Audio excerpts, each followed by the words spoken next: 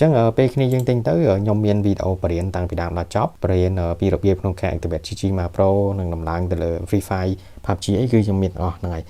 ខ្ញុំបញ្ជាក់មួយទៀតនៅក្នុងชุดនេះគឺខ្ញុំមានថែមកម្រាលមកឲ្យមួយដែរបាទនេះជាชุด 60000 ចឹងชุดហ្នឹងតែតម្លៃតែ$15ទេហើយនៅក្នុងชุดហ្នឹងគឺយើងបាន keyboard មួយចំហៀងនេះមួយ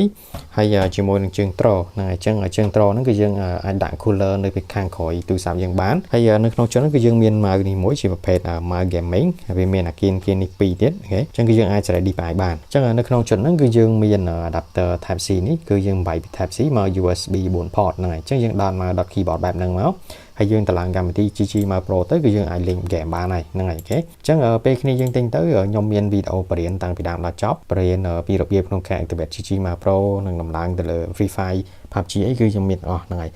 ខ្ញុំបញ្ជាក់មួយទៀតនៅក្នុងชุดនេះគឺខ្ញុំមានថែមកម្រាលមកឲ្យមួយដែរចឹងชุดហ្នឹងតែ$15ទេអញ្ចឹងបើសិនជាគ្នាយើងចង់លេងបដាសាកថ្មបដាហើយមានតកាសទៀតគឺទាំងអស់គ្នាអាចថែមតែ2រៀលមកគឺទាំងអស់គ្នាបានadapter នេះមួយហើយហ្នឹងហើយអញ្ចឹងទាំងអស់គ្នាថែមតែ$2ទៀតមកគឺយើងបាន adapter នេះមួយយកទៅហើយហ្នឹងហើយអូខេចឹងគឺយើងអាចលេងបដាយើងអាចសាកថ្មបដាដតមកដត keyboard ហើយនឹងដតកាសហ្នឹងហើយគឺយើងអាចស្លាប់កាសបានទៀតចឹងបើសិនជាទាំងអស់គ្នាត្រូវការអាចឆាតចូល TikTok ហើយនឹង Telegram ខាងលើនេះបានបាទអរគុណច្រើនទាំងអស់គ្នាជំរាបលា